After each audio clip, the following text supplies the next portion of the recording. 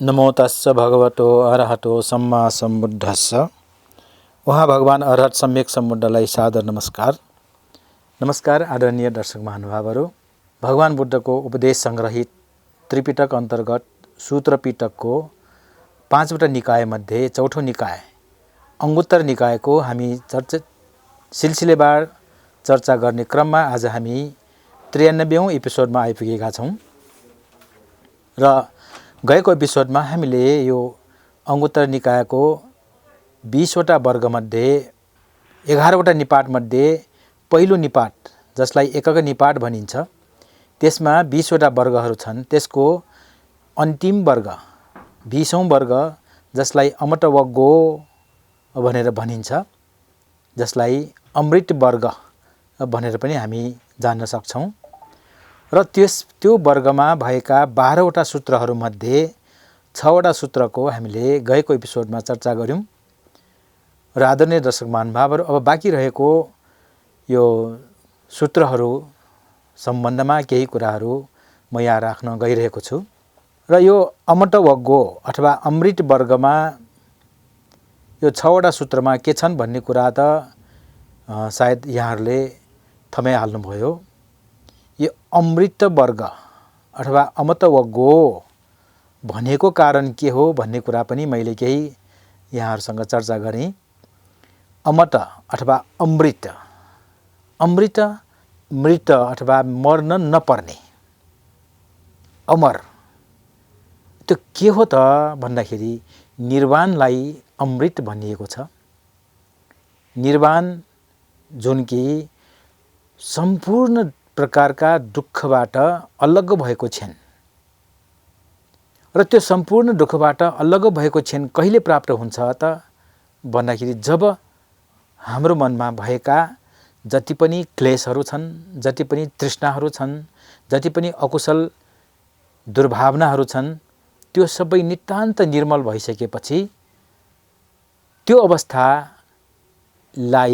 निर्वाणको अवस्था भनिन्छ र त्यो निर्वाणको अवस्थालाई प्राप्त गरिसकेपछि स्थायी शान्ति, स्थायी सुख प्राप्त हुन्छ भनेर भनिएको हिसाबले यो एउटा अमृत अवस्था। त्यसकारण यो अमृत अवस्था कसरी प्राप्त हुन्छ भन्ने क्रममा भगवान बुद्धले बताउनु भएको यो शिक्षाहरू यो वर्गमा हामी पाउँछौँ र अब 60औं सूत्रमा उहाँले के भन्नुभयो त, भिक्षुहरू जसले कायगता स्मृतिलाई अथवा कायगता सतीलाई सेवन गर्दैन उसले अमृतलाई सेवन गर्दैन भनेर भनिएको छ। दर्शक महानुभावहरू, अब अमृतलाई सेवन गर्ने भनेपछि सेवन भनेको खानु हो, चाख्नु हो। अब अमृतलाई कसरी खाइन्छ, कसरी चाखिन्छ त, अब यसलाई हामीले अलि बुझ्नुपर्छ। यो अमृतलाई सेवन गर्नु भनेको अमृतलाई अनुभव नगरेको, जसले अमृतलाई अनुभव गर्दैन उसलाई सेवन नगरेको भनेर भनिएको कुरा हामीले बुझ्नुपर्छ। र यसको सँगसँगै उहाँले के भन्नुभयो, जसले कायगत स्मृतिलाई सेवन गर्दछ उसले अमृतलाई सेवन गरेको हुन्छ। दर्शक महानुभावहरू, यो अमृतलाई सेवन गर्ने विषयमा हुन त पहिलेका सूत्रहरूमा पनि यो अमृतलाई कसरी प्राप्त गर्ने, यो कायगता स्मृतिलाई चाहिँ परिभोग गरेन भने अमृत परिभोग नगरेको ठहरिन्छ, परिभोग गरेको हो भने अमृत पनि परिभोग गरेको ठहरिन्छ भन्ने कुराहरूको त चर्चा भइ नै सक्यो। अब यहाँ सेवनको कुरा आयो र सेवन जस्तो हामीले कुनै पनि प्रकारका खाद्य पदार्थहरू अथवा पेय पदार्थहरू सेवन गर्नाले, त्यसलाई खानाले बल्ल त्यसको स्वाद, त्यसको शक्ति, त्यसको जति त्यसबाट हुनुपर्ने फाइदा हो त्यो अनुभव गर्न सकिन्छ र त्यसरी सेवन नगरिकन, नखाइकन, नपिइकन त्यो वस्तुको, खाद्य पदार्थको अथवा पेय पदार्थको जतिसुकै गुणगान गरे पनि त्यसबाट कुनै फाइदा हुनेवाला छैन।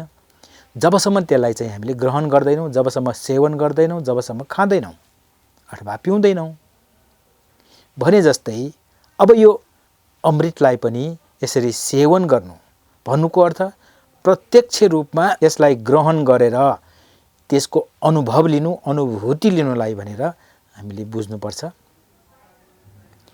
र अब त्यो अमृत कसरी अनुभूत हुन्छ त भन्दाखेरि कायगटासति भावनालाई वृद्धि गर्नाले, ध्यान गर्नाले, अभ्यास गर्नाले र त्यसको सेवन गर्नाले, अनुभूत गर्नाले, त्यसलाई ग्रहण गर्नाले त्यसको प्रतिफल के पाइन्छ त? अमृतको सेवन गरे जस्तै हुन्छ। र जसले त्यस्तो कायगटासतिको चाहिँ सेवन अथवा अनुभूति गर्दैनन् उसले अमृतको अनुभूत गर्नबाट, अनुभव गर्नबाट चाहिँ वञ्चित हुन्छ। दर्शक महानुभावहरू, यसरी यो कायगटासति, यो जुन हाम्रो शरीरको अङ्ग प्रत्यङ्ग हेरेर, जस्तो छाला भयो, नङ भए, दाँत भए, यो कपालको केश भयो, त्यसै गरेर यो शरीरभरि भएका रौँहरू भए मसिना मसिना, यो 5वटा प्रत्यक्ष देखिने भयो। र त्यसभित्र पनि हाम्रो शरीरभित्र यो छाला उप्काएर हेऱ्यौँ, मासु पाइन्छ, त्यसभित्र हड्डी पाइन्छ, अनि मासुमा नसा दौडेको छ, नसाभित्र रगत बगेको छ, र त्यो मासुभित्र पनि फेरि झिल्ली छन्। र अझ भित्र हामीले हेर्दै हेर्दै गयौँ भने हाम्रो शरीरभित्र अनेक प्रकारका अङ्ग प्रत्यङ्ग छन्, अनेक प्रकारका अवयवहरू छन्, र जसलाई स्थूल रूपमा 2 प्रकारमा बाँडिएको छ। एउटा ठोस पदार्थ, अर्को तरल पदार्थ। र ठोस पदार्थमा 20 प्रकारका, जस्तै यो छाला, दाँत, केश, रौँ, त्यसै गरेर यो नङहरू भए, अनि मासु, हड्डी, त्यो हड्डीभित्र हुने मासी, यी सबै कुराहरूलाई चाहिँ ठोस वस्तुको रूपमा लिइयो, जसलाई पृथ्वी धातुको रूपमा पनि अर्थ्याइएको छ। र त्यसै गरेर अब पसिना भए, आँसु भए, सिङ्गान भए, रियाल भए, र भित्र रगत भए, त्यसपछि विभिन्न प्रकारका बोसो, यी सबैलाई तरल पदार्थको रूपमा, र हुँदा हुँदा पिसाबसम्म पनि यी सबै तरल पदार्थको रूपमा, आपो धातुको रूपमा चाहिँ लिएको छ। र यसरी हाम्रो शरीरमा जम्मा जम्मी यसरी स्थूल रूपमा ठोस वस्तु 20वटा र तरल पदार्थ 12वटा, जम्मा जम्मी 32 प्रकारका यी धातुहरूले मिलेर बनेको यो शरीर, र यसलाई 32 कोठास पनि भनिन्छ। र त्यो 32 कोठासको जुन स्वभाव हो, जुन प्रकृति हो, र जुन त्यसको यथार्थता हो, यो कसले बनाएको, यो कसरी बनिन्छ, यो बनाउनेमा कसको हात छ? आदरणीय दर्शक महानुभावहरू, यो बनाउनेमा कसैको हात छैन। यो स्वभावहरू मिलेपछि, स्वभावहरू एक आपससँग चाहिँ वातावरण मिलेपछि आफसे आफै त्यो बन्ने प्रक्रियामा छन्। जब कुनै पनि प्राणी गर्भाधान हुन्छ, त्यो गर्भाधानमा त्यो बिउ सँगसँगै, त्यो बीज सँगसँगै यी सबै कुराहरू त्यहाँ आइसकेको हुन्छ।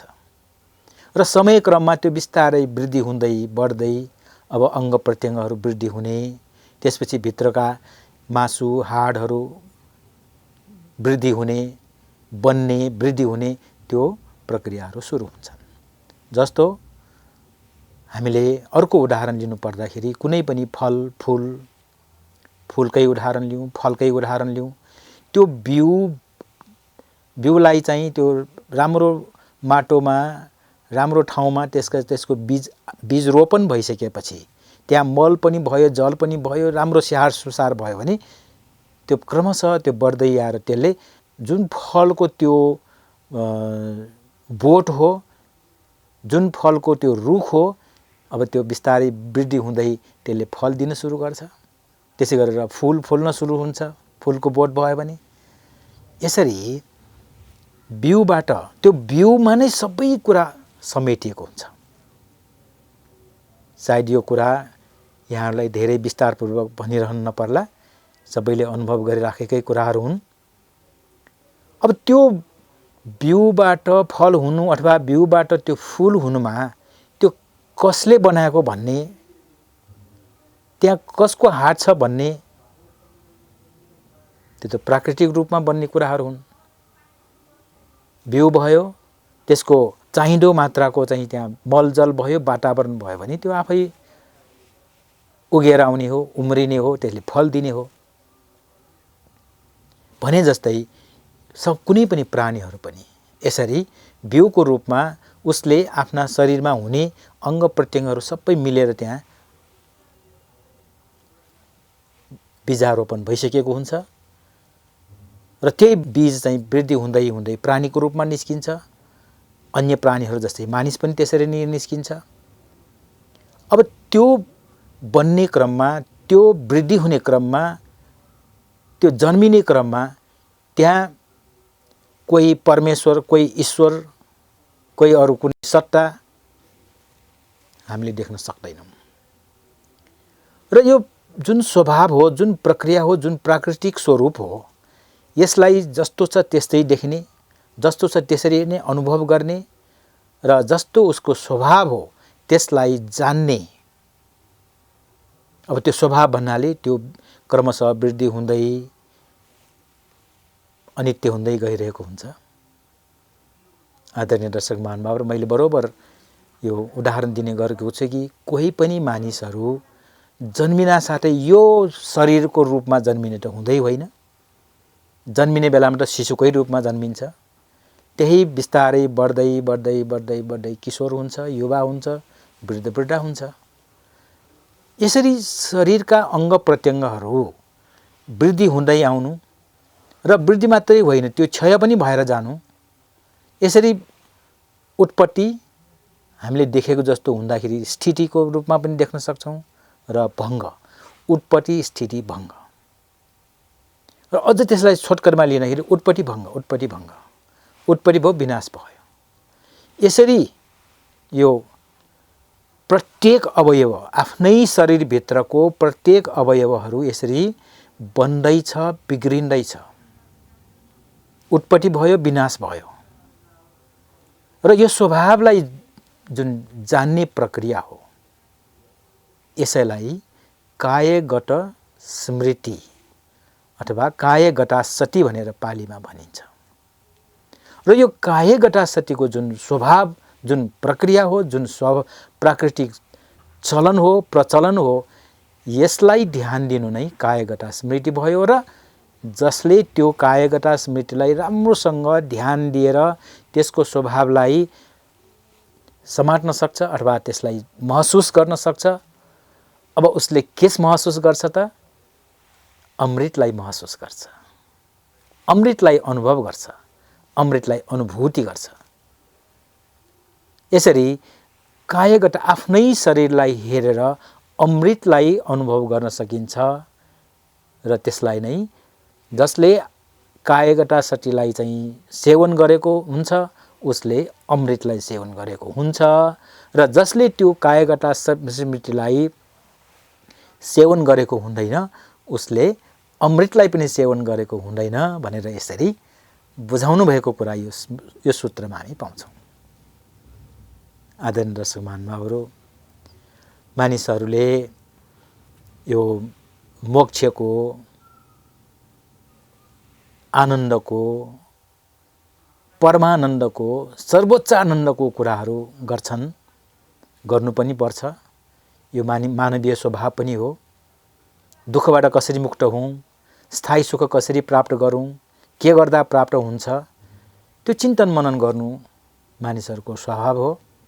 र त्यही स्वभावले गरेर नै त सिद्धार्थ कुमार जो राजकुमारको रूपमा जन्मिनु भयो, उसले यो संसारमा बिरामी हुनुपर्ने, बुढाबुढी हुनुपर्ने, मर्नुपर्ने जुन प्रत्यक्ष अनुभव गर्नुभयो, ओहो यसबाट कसरी मुक्त हुन सकिएला, यो दुःखबाट चाहिँ कसरी अलग हुन सकिएला, यसलाई कसरी हटाउन सकिएला भन्ने जिज्ञासाले नै त उहाँले चाहिँ धर्मको अन्वेषण गर्नुभयो, गवेषण गर्नुभयो र आफ्नै पुरुषार्थले ती सबै कुराको चाहिँ छर्लङ्गै ज्ञान प्राप्त गर्नुभयो, जसलाई बुद्धत्व ज्ञान, बोधि ज्ञान भनिन्छ।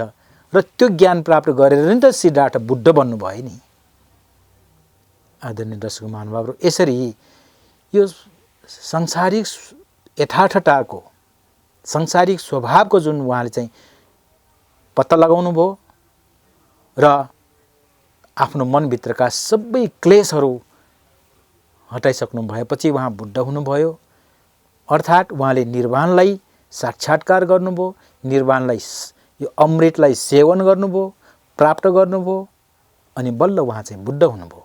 र उहाँले आफूले प्राप्त गरेको यो अनुपम अवस्था, दुःख लेस मात्र पनि नभएको त्यो अवस्थाले अनुभूति गरिसक्नु भएपछि ओहो, यो त बडो राम्रो चिज हो, यसलाई त सबैले अनुभव गर्नुपर्छ, यो सबैले बाँड्नुपर्छ भनेर उहाँले चाहिँ यसरी आफूले जानेको बुद्धत्व ज्ञानलाई 45 वर्षसम्म उहाँले चाहिँ बाँड्नुभयो नि।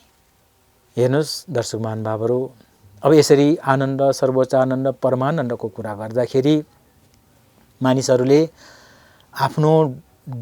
आफूले भएको दुःखबाट मुक्त हुनको लागि अनेक प्रकारका उपायहरू अपनाउँछन् र कोही निराश भएर त्यो आफूले भएको दुःखलाई हटाउनको लागि अथवा त्यसबाट चाहिँ बच्नको लागि भनेर आत्महत्यासम्म पनि गर्ने गर्छन्, जुन कि बडो दुःखदायी कुरा हो। वास्तवमा आत्महत्या गरेर त्यो भोगेको दुःखबाट अलग कुनै हालतमा हुँदैन, बरु झन् दुःख थपिन्छ। किन? आत्महत्या गर्नु भनेको त्यो एकदम खुसी साथ, रमाइकन, प्रसन्न भएर गर्न सक्ने कुरा होइन। त्यो आत्महत्या गर्नुपर्नेसम्म अवस्था आउँदाखेरि त्यो मनभित्र कति प्रकारका द्वेष, कति प्रकारका दुर्भावना, कति प्रकारका चिन्ता, कति प्रकारका विद्रोह त्यहाँ आइसकेको होला र ती सबैले के गर्छ? अकुशल मात्रै वृद्धि गराउँछ र जति अकुशल वृद्धि हुन्छ त्यति हाम्रा दुःखहरू थपिँदै जान्छन्। त्यसकारण कसैले यो जीवनलाई चाहिँ खत्म गर्छु भनेर यो जीवन पो खत्म भयो, तर अरू जीवन त्यसले चाहिँ बोकेर आइरहेकै हुन्छ। त्यो सँगसँगै अरू क्रमिक रूपमा बगिरहेकै हुन्छ। तसर्थ दर्शक महानुभावहरू, यसरी मानिसले शान्ति, सुख, स्थायी सुख, सर्वोच्च आनन्द, परमानन्द खोज्ने क्रममा कोहीले लागु पदार्थलाई आफ्नो लत बनाउँछन्।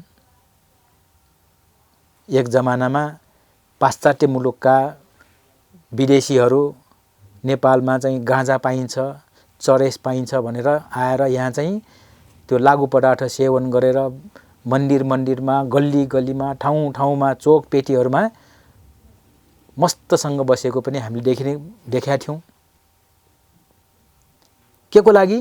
यो आनन्द प्राप्त गर्नको लागि भनेर उनीहरू त्यत्रो पैसा खर्च गरेर त्यस्तो लागु पदार्थमा चाहिँ भुलेर बसे र त्यसबाट चाहिँ धेरै विकृति आयो भनेर अनि सरकारी स्तरमा ती सबै कुरा पहिले त खुल्लमखुल्ला बेचबिखन हुन्थ्यो, पछिबाट त्यसलाई चाहिँ प्रतिबन्ध लगाइयो र त्यो प्रतिबन्ध लगाइए पनि अहिले पनि त्यो लागु पदार्थहरू सेवन गर्नेहरू थुप्रै छन्।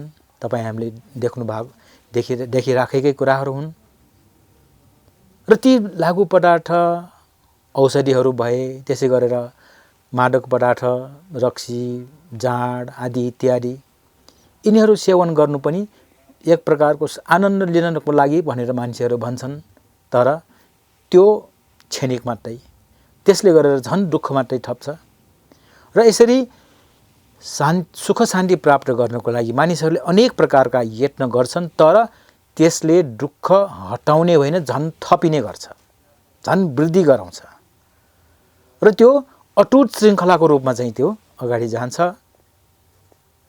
जबकि भगवान बुद्धले आफैले अनुभव गरेर यो आफ्नै शरीरलाई हेरेर पनि यो स्थायी शान्ति सुख प्राप्त गर्न सकिन्छ भनेर अनुभूति गरिसकेपछि हामीलाई माने समस्त प्राणीको लागि चाहिँ उहाँले बताउनु भयो। अब हेर्नुहोस्, त्यो शान्ति सुख शान्ति प्राप्त गर्नको लागि हामी कतै जानु पर्दैन, न विदेश जानुपर्छ, न पैसा खर्च गर्नुपर्छ, न कसैको चाहिँ चाकरी गर्नुपर्छ, खुसामत गर्नुपर्छ। बस आफ्नो शरीरलाई मात्रै हेरेर, त्यसको स्वभावलाई हेरेर, त्यो स्वभावको जुन प्राकृतिक प्रक्रिया हो त्यसलाई हेर्दै हेर्दै हेर्दै वृद्धि गर्दै अभ्यास गर्दै गयो भने जुन स्थायी शान्ति स्थायी सुख भनिएको निर्वाण हो, जसलाई अमृत भनियो, त्यो अनुभूति गर्न पाइन्छ। कति गहन कुरालाई उहाँले चाहिँ अति सरलसँग बताउनु हो। तर विडम्बना के त भन्दाखेरि बुद्धले यी कुराहरू बताउनु भएको जुन गहन कुराहरू हुन् त्यो बुझ्नतिर मानिसहरूले त्यति प्रयास गरेनन्। नेपालकै सन्दर्भमा पनि हामी भन्न सक्छौँ, Buddha was born in Nepal, Buddha नेपालमा जन्मेका हुन् भनेर झ्याली पिट्छन्, ढुवाङ फुक्छन्, विभिन्न प्रकारका क्रियाकलाप गरेर प्रचार प्रसार गर्छन्। तर बुद्धले के सिकाउनु भयो? यो बुद्धले सिकाउनु भएको कसलाई काम लाग्छ? यो नेपालीहरूलाई मात्रै काम लाग्ने हो कि यो बौद्धहरूलाई मात्रै काम लाग्ने हो कि समस्तलाई काम लाग्ने हो कि? त्यो कुराको प्रचार भएन। र नहुँदाखेरि विडम्बना के भयो त? बुद्धले यति राम्रो शिक्षा सिकाउनु भयो जुन कि आफ्नै घरमा बसेर एकै ठाउँमा बसेर पनि त्यो अमृतलाई प्राप्त गर्न सक्ने कुरा, त्यसबाट हामी मानिसहरू धेरै वञ्चित भइराखेका छन्। तसर्थ दर्शक महानुभावहरू, बुद्ध नेपालमा जन्मिएको भनेर प्रचार गरियो नराम्रो होइन, तर त्यतिमा सीमित रहनु बिल्कुलै ठिक छैन। बुद्धले के सिकाउनु भयो? मानिसले मानिस भएर बाँच्नको लागि उहाँले के सिकाउनु भयो? मानिसले आफू मात्रै बाँच्ने होइन अरूलाई पनि बाँच्न दिनुपर्छ भनेर जुन भन्नुभएको कुराहरू त्यो प्रचार हुनु पर्यो, प्रसार हुनु पर्यो। र मानिसले दुःख किन पाउँछ? आफ्नै कारणले। संसारमा युद्ध किन हुन्छ? मानिसहरूको यो नराम्रो मत्तीको कारणले। हत्या हिंसा किन बढ्छ? मानिसहरू धेरै लोभी पापी भएको कारणले। यी सबै कुरालाई यदि हटाउने सरकारको इच्छा छ, देशको इच्छा छ र सरकारमा बस्ने शासकहरूको इच्छा छ भने कति पनि गाह्रो छैन। मानिसहरूलाई यी राम्रा राम्रा कुराहरूको सन्देश दिनु पर्यो, अध्ययन गराउनु पर्यो, अध्यापन गराउनु पर्यो, अभ्यास गराउनु पर्यो। सरकारमा बस्नेहरू आफूले पनि अभ्यास गर्नु पर्यो, जनतालाई पनि अभ्यास गराउनु पर्छ। र यसरी स्थायी शान्ति सुख प्राप्त गर्नको लागि धेरै मेहनत गर्नु पर्दैन। हेर्नुहोस्, आफ्नो शरीर मात्रै हेरेर पनि हामीले चाहिँ अमृत प्राप्त गर्न सक्छौँ भन्ने यो जुन सन्देश हो, यसलाई मात्रै हामीले अलिकति समय दिएर हृदयङ्गम गरेर त्यसप्रति चाहिँ हामीले चाहिँ इमान्दार भएर लाग्यौँ भने कति पनि गाह्रो छैन। र यसरी यो अङ्गुत्तर निकाय एकक निपातको 20वटा वर्गमध्ये अन्तिम वर्ग अमट वर्गको 12वटा सूत्रहरू छन्। त्यसमध्ये 7औं सूत्रमा हामीले यो पायौँ। यसै गरेर 8औं सूत्रमा बुद्धले भन्नुहुन्छ, भिक्षुहरू जसले कायगत स्मृतिलाई भावित गर्दैन अथवा अभ्यास गर्दैन, त्यसलाई वृद्धि गर्दैन, उसले अमृतलाई भावित नगरेको हुन्छ, अमृतलाई वृद्धि नगरेको ठहरिन्छ, त्यसको अभ्यास नगरेको ठहरिन्छ। र जसले कायगत स्मृतिलाई भावित गर्छ, भन्नुको अर्थ अभ्यास गर्छ, वृद्धि गर्छ, उसले अमृतलाई पनि भावित गरेको हुन्छ भनेर यसरी 8औं सूत्रमा भन्नुभएको हामी पाउँछौँ। आदरणीय दर्शक महानुभावहरू, अमृतको विषयमा मैले केही स्पष्ट गर्ने प्रयास गरेँ र यो कायगटा स्मृति कसरी गरिन्छ त्यसको बारेमा पनि मैले अलिकति स्पष्ट गरेँ र गएका एपिसोडहरूमा पनि मैले सकेको चाहिँ यहाँहरूलाई वर्णन गरेँ र यति कुराले पनि धेरै कुराहरू यहाँहरूलाई स्पष्ट भइसकेको हुनुपर्छ। त्यसकारण मैले यसलाई धेरै समय नलिकन अब 9औं सूत्रमा के छ? 9औं सूत्रमा बुद्धले भन्नुहुन्छ, भिक्षुहरू हो जसले कायगटा स्मृतिलाई अभिवृद्धि गर्दैन। अब त्यहाँ अभ्यास गरेर वृद्धि मात्रै, अभिवृद्धि निरन्तर रूपमा त्यसलाई चाहिँ वृद्धि गर्दैन, उसले अमृतलाई अभिवृद्धि नगरेको हुन्छ। र जसले कायगटा स्मृतिलाई अभिवृद्धि गरेको हुन्छ उसले अमृतलाई पनि अभिवृद्धि गरेको हुन्छ। अभ्यास गर्नु, त्यसको वृद्धि गर्नु मात्रैले चाहिँ पुग्दैन, त्यसले झन्झन वृद्धि गर्दै अभिवृद्धि चाहिँ गर्न सक्नुपर्छ। किन? तपाईँ हामीले अनुभव गरेको कुरा हो। हामीले कसैको मृत्यु हुँदाखेरि मलामी जाने गर्छौँ। त्यो मलामी जाँदाखेरि त्यो मृतक व्यक्ति देखेर हामीभित्र एक प्रकारको संवेग उत्पन्न हुन सक्छ। ओहो, मेरो फलानु साथी, अब तोड छिमेकको आफ्नै आफन्त जो भए पनि ऊ त बितेर गए, ऊ जस्तै म पनि एक दिन बितेर जानुपर्छ भनेर त्यो क्षणमा अलिकति एक क्षण चाहिँ लाग्न सक्छ, अथवा 1-2 घण्टा लाग्न सक्छ, अथवा 1-2 दिन लाग्न सक्छ, अथवा केही दिन लाग्न सक्छ। तर सधैँ त्यो सम्झना हामीलाई नआउन सक्छ। र यसरी मर्नुपर्छ भन्ने कुरा थाहा नपाएपछि मान्छेहरूमा घमण्ड बढ्छ, दम्भ बढ्छ, मै हुँ भन्ने कुरा त्यस्तो चाहिँ अभिमान हुन्छ। तर त्यो